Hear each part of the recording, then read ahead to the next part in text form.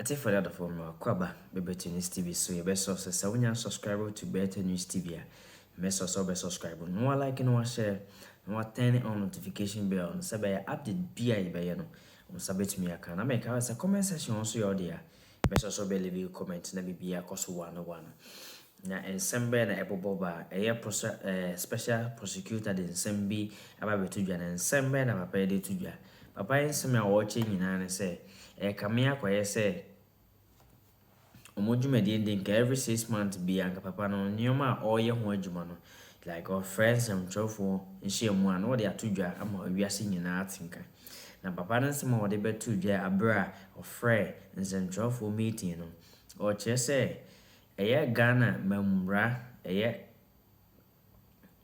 court no se papa no ehwehwe case bi mu na se ofowede ma court na court na tu nsem agu onfa na nyahwe kamea ese court no twa esebia to ho emma special prosecutor no na dwuma ye enkosie anase na dwuma enkotote sede o promises so obeye ama bibia akoso na we na Yura Emmanuel Wilson na bufu ye na tangenze so ohena so wondimi nya adwuma na onfa nto sede Martin Amedu edeto ho no because adwuma ye also ye nya no na oye ne nsembebre ne course person obeka me ho ne yakwakotie nsem no twemu ne ba de aka bia ne fa nka me ho de biara da ye de be so make us subscribe no like no share no turn on notification bell no sabe update bia ye be ye no so betumi aka me yankotie nsem pote anase nchemu e course e was a special prosecutor ne Yura Emmanuel Wilson entamono prosecutor tanaye no wamo ayesem trefo nhyiamu a special prosecutor na mu owura Kissi Agyebeng en woni sem trefo ekasa ya wotre se kamia yese ne ye bi ekoso watemu na adwuma ni mu a eye abre na adwuma ase atoto na dwumadie nyina ase wasese de enya ni sanatena ye no eye de ba no keta ase hwedwindie kankan ne proya wonsem a eno na esese wo hwe eso kamia yese nsema wuduo bia no afi na tena ye wono wadu kopiemu waseni bia na temuafo no nanie sane ma bi kakra kwa na atechuma na sane akwa achokrompo no magina so ma bonsem na toagu wase ya no ennam so ma sabe kamia se ketase hyemmo mu ye nyantabai wamu adi bone adi ma kwa kopia aseni bia no wamu awu se Kissi Agyebeng ye kwa na otemuani bi betumi astop no one time for your mind yo etie no eya hadwe pa ene ensama wodo awobro so awo kyerese ni nyina na wode eye susudu a wotume na wakyerese waso hwema me sisili abena penka ne soafo a na wono ehwensu wansu ani awodidi ehusam so ma ga ne mu a ene ketase hwedwem die kankan pro ye hunsam a ene sabre kwampo no eno husam bi ebata no wone na boafo mienu woni fie nyina ye Ghana fo nyina ni nsem a wase ni bia na anu se no wode kwa no wode ba se ni bia sa na temwani na chesase enyema bia wo ye no kamia sase wopese Kissi Agyebeng kwa na se Ghana fo woni so woni madwuma anaza kwa de nyema bi na wo ya eba sana na ma wo ya na wadi boni ni mom no wonu mom enya ntaban wase ene ya wusha kwampo a wase na anu adase wade obi kusukopie mu okoto sanwa just woni pa kwa no hwa boni a wadie pa na se wo su se wadi boni a kese koto nya abotre no hwehwe mu a wase na Kissi Agyebeng asa ne wanya ne nyema yie kakra bi na no ya bato agu wase wo hwe nka ne twetwefo kra so ede ma MPP amenyokuo yi kwampo no a wono susu kodwo wusu afiye so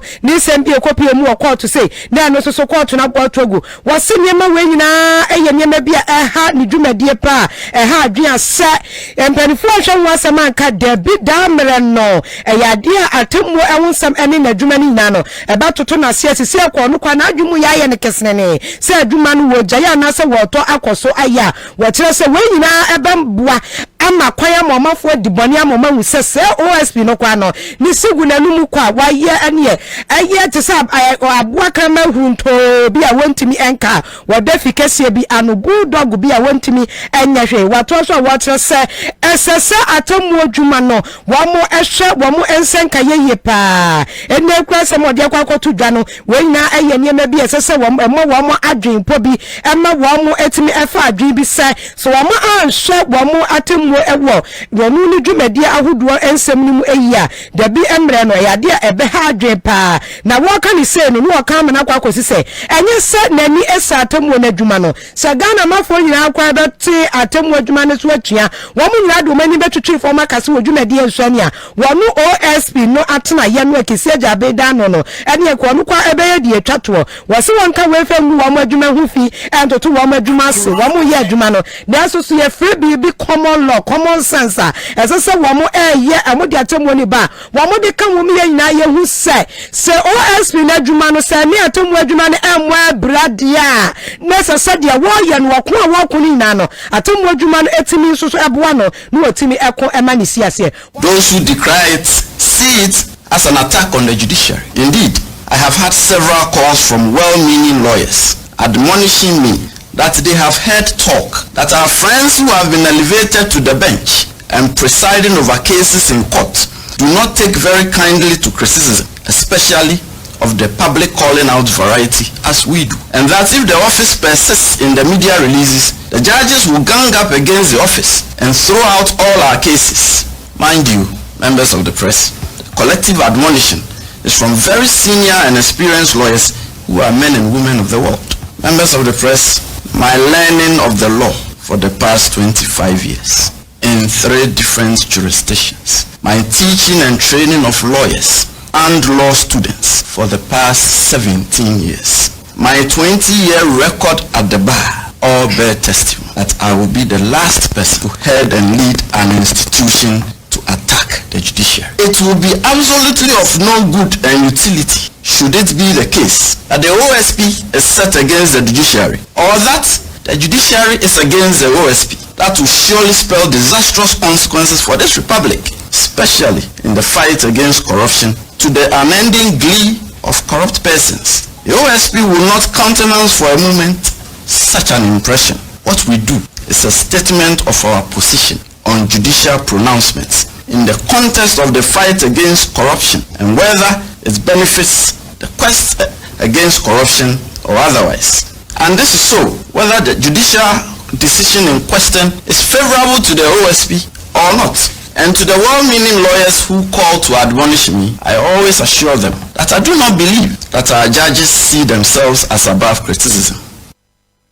Abusia eti wey aye OSP atna penya wadano special prosecutor nemu Oluwa Kissi Agyebeng no pani no eto ne nsam so no kire say efi bra man pani na nado danko akufado edi di bra ehya ne nsam fi pinu ne aduonu ba akomu no eyade ani mudia na wokura mu a wode eba office wa so ba ba dudwuma nyina ne secretary se dream die prayer ne kankan obetumi aboa me yakon wo memo kire say sa mudie no sa akoma pa no sa adwumu pa no sa timu pa no wose da so akura ne se wababua pa ama asudia eda OSP ne so no etumi aye adwuma eti wonyi mu da emfa ho ene wo hawa hodo a obehia ewa na adwuma ye mu nyina. On 22 July 2021, during my approval process before Parliament, I declared my resolve to render corruption a costly adventure on all accounts, and this office has been doing exactly that.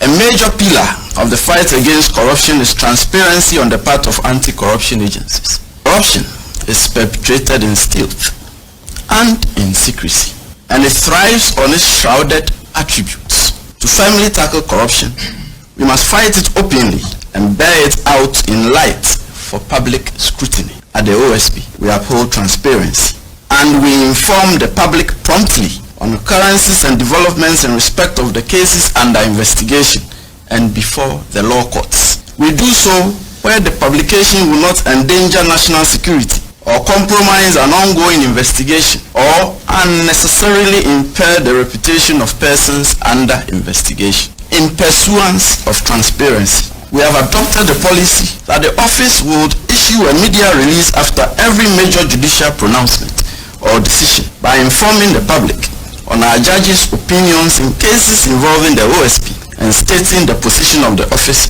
on the opinion in question as to whether the opinion progresses the fight against corruption or inhibits the fight against corruption.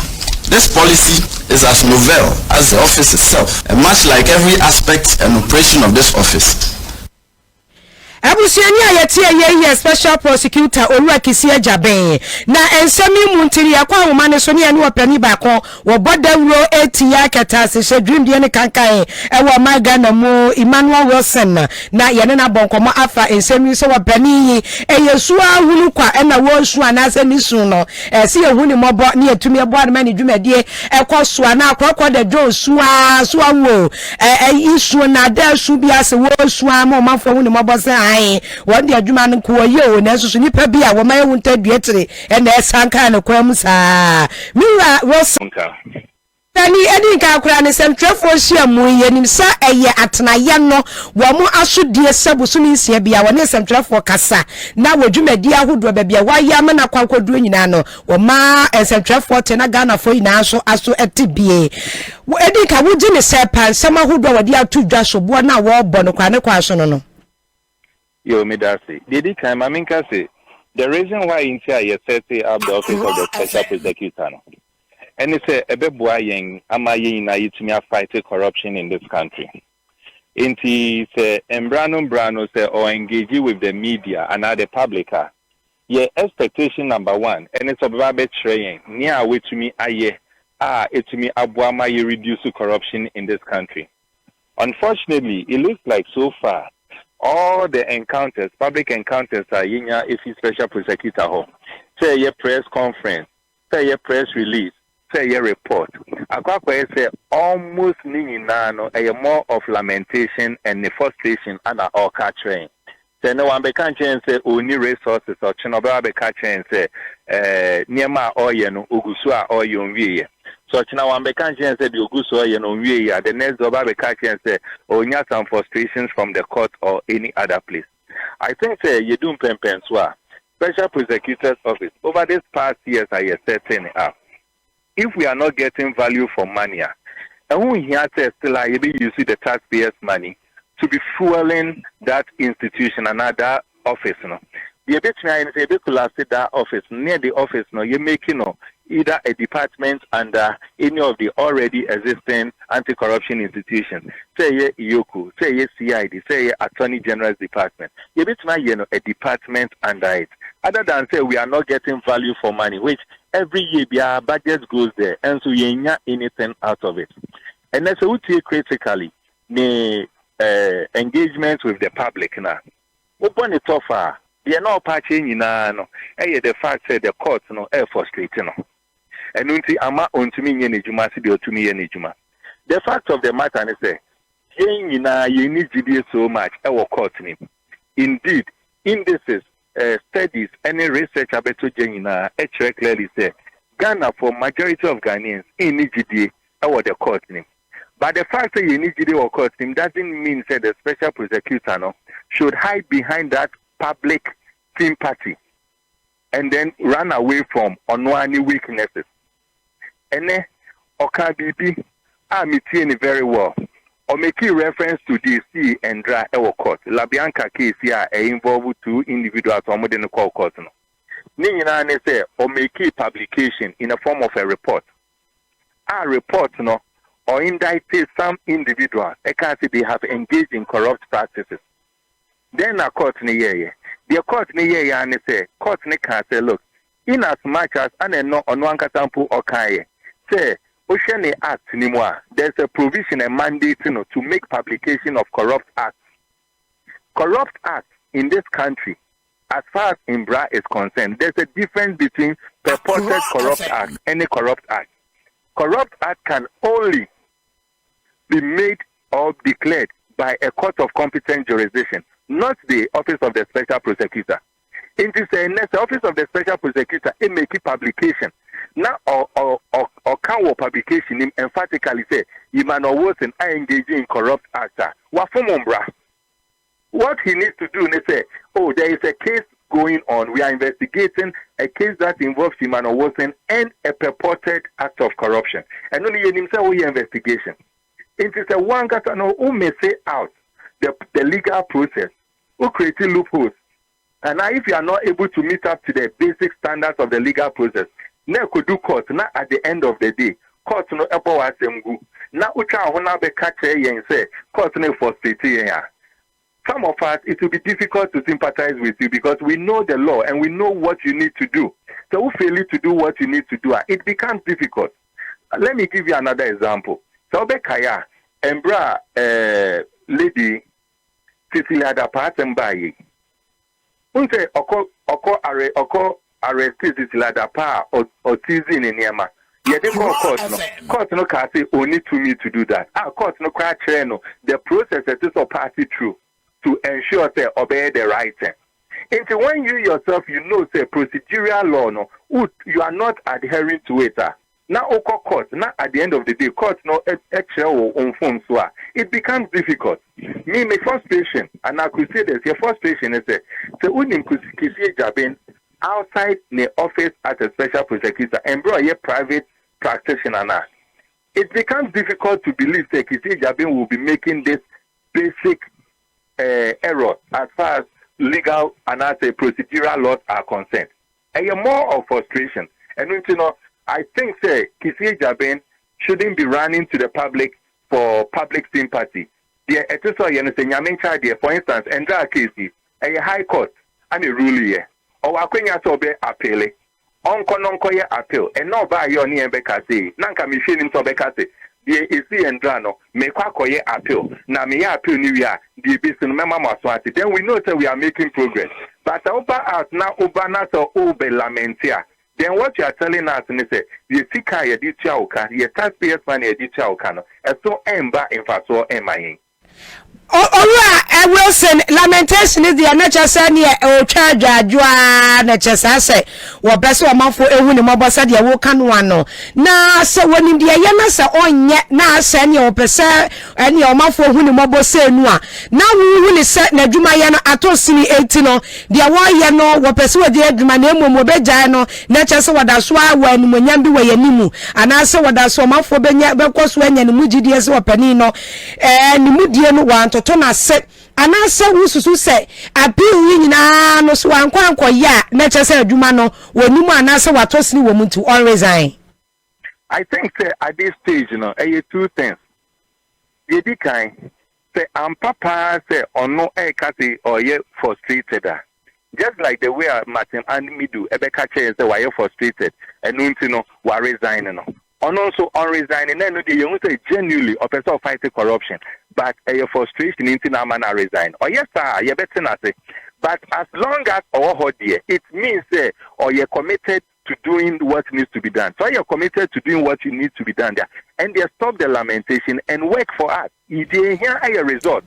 Openi asamwa na waka no ene wonyai eye adwadwo ni twa wo na chese ne adwuma no wonye emfama ono akwa kan sasa be kwa na adwuma ne kesene ne pa etumu mafutuo sei no ebeboa na message na ye pa openi Emmanuel Wilson enye na wase adaje ne brani emfa wonsia anti corruption campaign na Emmanuel Wilson ene ne ebo nkomo na abusuafo hwi adwentua ne brani yenkenka ma fa yantisim konsam foforo mu atifia poema ntemu soafo apais regional minister Monyafo Steven Yakubu no akwayi ne kaya ba ni senie nanu yete ho na Ghana mampenda da John Mahama wotu fan kadia mendisi amayoko ndia beto abonte se wono de wo hesa ne MPP amayoko abeteto mai wo mo baye na we are in a hurry o mabani akufado we are in a hurry no say na we are in a hurry to collapse the economy say economy na adroga sa no o mampenda da John Mahama ayipetete krema hu say ko me fa so betimi am economy na isa gina na so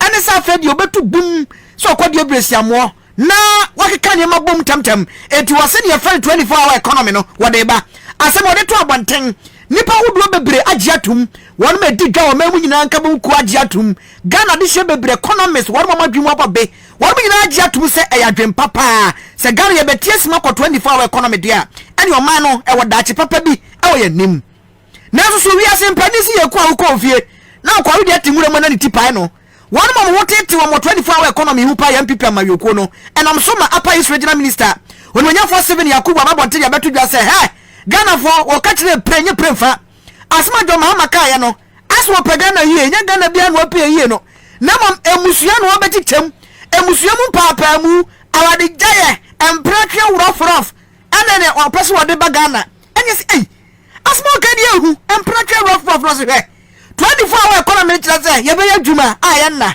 enti mema ne befa ho atwempra na hwese wo ba wo fie na ofra hukum Kobe baby hello way miss me jam 24-hour economy Kobe baby now way miss me jam 24-hour economy na da onte ya na ya adwuma ya na mobi adabi enso na me atwempna sei na papa na ka o abusia enam so e mani papa bre e kas papa ya nkasa yie Deputy Ranking Member on Parliament Education Committee Marshal Dani Abutu Busa South Abato Peso Dr. Clement Park Ababonte be kapa pa yanim wa kana nim sanya bribi yesu ka abono nsema say free me so say time wa twa sa kutu awrade nyankopon pe won kwa na som no wa kire say asema papa ne kan sa empena twe bebam no wa nkasa yiye kura yakwakwate sanya apa regional minister Steven Yakubu wa kire mu defend ne ho sa asema kan no eno an wo ka. Somebody was telling me that in Bolga here, to marry, you have to pay. I thought it was the Boku area that you have to pay cows. In Bolga here, you have to pay 4 cows. Depends on how beautiful the woman is. You see this lady looking beautiful like this, you even have to add. You understand? And then also you have to bring more to me fast and all that. Papa, and I'll marry this young, nice woman in my house. Then in the night, that means I can talk to her, sit down. Those days, our parents will be telling us stories. That is very important for us to grow with. You say I should leave all that and then go and farm in the night. Have you heard this? Have you heard this before? And then there is something that somebody also said, oh, sack the minister, because even this thing that we are talking, even we can do it during the day. Hey, Papa, they are bringing something very different here. We have always been sleeping with our wives in the night. Me, I grew up, I'm a local boy, not that. Because during the day, your children are going to school. What about if your child forgets something, a book in the house, and you want to come back for the book? He comes back and you are there on the mother. You will say, Father, you are killing my mother for me. So these things are very serious matters that we need to think about. No say defend there. Apa is regional minister no say we ma onye just a common abio. A promantam nyina so afa ohwesa mantam ne so. Ye fa no monyan for Steven Yakubu. Chese ni adia san gadan kofo obogatanga. Ema wo san explain ne ho kirekirim sasem no kan ne de. Won san na no da eno an waka no. Emama ni ntimi ntira fie nyom yire no ho adwuma. Emama ma na abre agadamsie enko ho enkom. Ema no so ma nya agadamsie a omani ba herete. He papa na kan se hu pa o. Oganze hu papa. Na ana ndi se ma yoko motifie promantam mu. Wama yese ntrofo hyiamu na de tudwa se. Hwe ewiase abono no ware se den kwa wo fa ni di ntwasuo. Apa is regional minister waka busu sam. Wama na hwere makoma kwadua aduana nwotwe na anu pe 48 hours. Come and apologize bebu nkotodwe pachawo. Na asam na okan no wano kokotweafo no twitwiri fam. Esa se nya wo kan nyina no pese wo kire se atifi apuamantam ane Ghana ema nyina agadamsie ana ye omo test omo priority omo ti wiase nyina sa branya kwatwe agadamsie osode a agadamsie nkwa no ntim obia me wo Ghana nyina agadamsie edi so omo kru ni minifia ye beda ni yesi agadam eme ye ni aherete oso describe ma say ya na just wa muma agadamsie say obedu wa watimi atra ho mfia miensa wonsi na agadam da abra say watwe efie bese dumiensa mia me mani tua 13 years wa kwayo so na minim dia ebia no wa fa wa kwayo ba den kaya sa dia ebro sa akra abra say na minim sa be 2 years ni ba na mi fi no mi za be 13 years ni se wonsi na gede ba wa kwayo de amnya hu etenya gedem sie e na Ghana fo adwene mu enti asama papa na ka no wa ka busosam Abdallah Salifu Jonathan NDC Regional Communications Officer Atifi Promantamu and one address central for say omo hia sa ne meya free so afo ne ho o me pacho o fa twins and from na mapenia ku fado so wanyini post no emfenesem we in the NDC takes serious exception to the unrepentant attitude of the enemy and its leaders as launching brutal scattered attacks on the 1 million Ghanaian women at the least opportunity they find.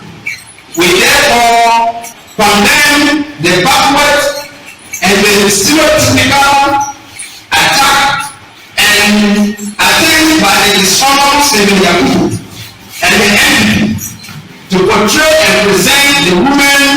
treated as mere subjects. Without demand, an immediate retraction and apology from Mr. Yakubu within 48 hours. Again, we demand with swift action to ensure victims of the military brutalities in Cameroon and Zimbabwe are properly treated and compensated as the head of the Regional Security Council, Rex, whose negligence caused this unfortunate incident. Thirdly, we want to call on His Excellency the President, President Akufo, to immediately fire the Honorable Regional Minister, Honorable Senior from office as Regional Minister. Course of action. Miride Abdallah Salifu Jonathan, NDC Regional Communications Officer, Central for Asia, we were no free and Anamoteno. Abusia ya tonsa mmeso di amamo enrada na Mortuary Workers Association of Ghana.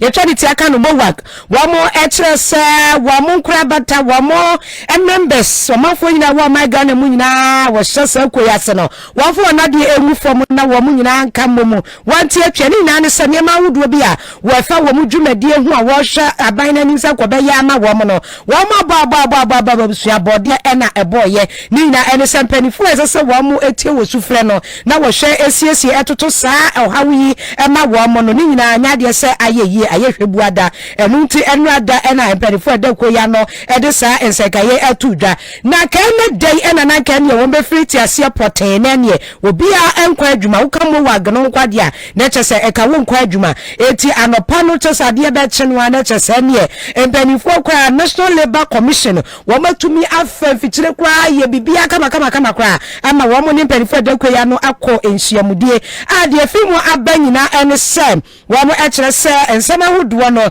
a eha mo wagfo no wo mbehwe anu nwasibre wo mbehwe babia wo betumi ede atoto ama wo mo eti adawo ma wo nhwe na wontimi ensankọ wonwuma so dwumadie ni nyina hyiamu ni nyina eba wiye no panipa wo no ena eda ekoya no General Secretary Mortuary Workers Association of Ghana Richard Kofi Jordan woni samtrafo akasa samdodo na enwode atudwa the year can say commission e buy no December coupe anasem ne pe ne buy ye ministry na assemble na yenya commitment be in terms of latest back from controller say enfa data mbra na mo ntwaka and controller dey you no mo be ene because that data no prepare e dey akọ director general Ghana Health so also actually the strategy the directors, regional directors and co to also send memo down for payments.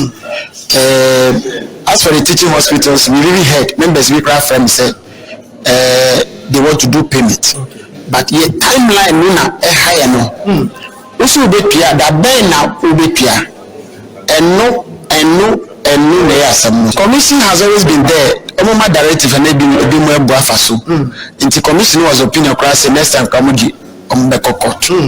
And omo pacho. Mzee I'm striking na kosi say. Ya hanging within between beings. How do you keep it? So my chance inside. Ya chance science Tuesday.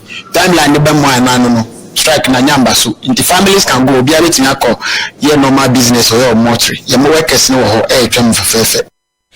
Anya yeti ye church for penny Adema Mortuary Workers Association of Ghana Richard Kofi Jordan Diniramu ena wapeni a Tonkra Adema Ministry of Health PRO Isaac Ofeba wonoso kasa enu wachire se wamwani agye papa eya so ya ehwe apomuden hunsemu no nina ene se ene atuate yi naka edu wo haupa enaka ebebra apomuden adwuma ye fo no akazanze so obi etwefia se ya na so da ho se obi tinana sedwa na mo de wo mo kwa mu kura bia mbekwa akwoto sesamale anase ene wo mo begye eye emu na kura no kombekwa meto mo dwe wo ho ne na sa penaka mu ni na kabo mu atnisuo na ne wo boni kankankankankan boni angazangza eti wo no so de sembi atodwa wo chese eni je ni mu nyina no wo hwe ni se Ministry of Health na wani adwumayefo bedi ahyiamu na enema hodo no watumi ahwe aso anu ama wo mu nyani ye hwe ni se woni no ma ka ame omuso mu ko strike no nyama ya do back commission ama commission say mama ye 1 week say nyama ye kan asem no enwe na within 1 week no yama mo timeline timeline which is a more Ubiaba Sika. So we can teaching hospitals media. A much as our literature musica, like higher district hospitals.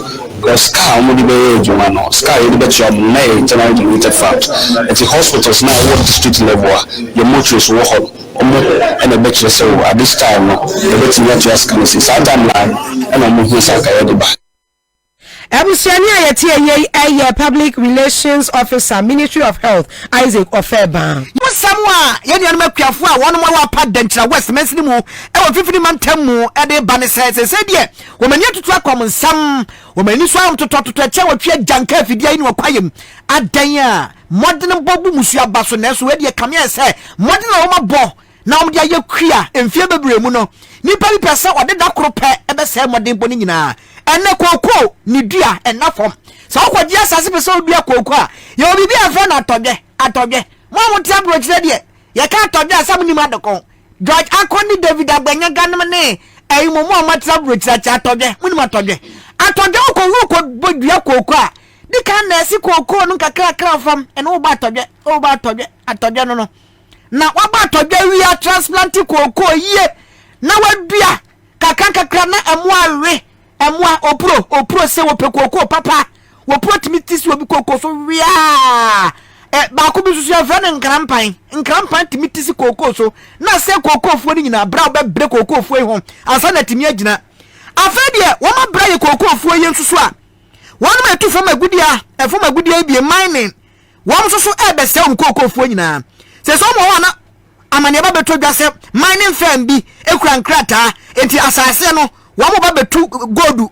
ewo so it why you ofro ho upe no anse e pame ho ekwafo ni bi dia to dwa se na no ada mining firm bi e fa no adio mabas won ma ja wo mutumi ni mo ma Precious Mining Company e mo so mbe mo compensation wo mo chese nye compensation bia ne hia mo wo mo de won be ya kuafo ya wo ma kuafo na kuafo no won be yo kokko no won be dua to mutumi nka so mo ja kokko afuo no ne asase ne dia ma mining companies no e mo ma be ya mining wo ho wo mo dwene ho a wo mo ntiase say adane force ene ye pam wo mu fuom wo ho no abehu ansa mining firms no e de caterpillar ne excavators agbawurafuo nim wo mu dwirigu ukwa kanso a twade hyentomam pom ntaye kokko kuani bako a ene oni ensancho ne obutu 50 man temmo Samuel ado edi nkomo kyerese sami ya brekeke ko asase ye gina so ya mi papa ha na no maame do nti papa e de maame se manya be wale dia me ntana no fa mo me bela nti wa ha na Precious Mining for buy asase bombo mo se from Agyebeng bus on buy no mo se on beje hansa asase na re mo consolation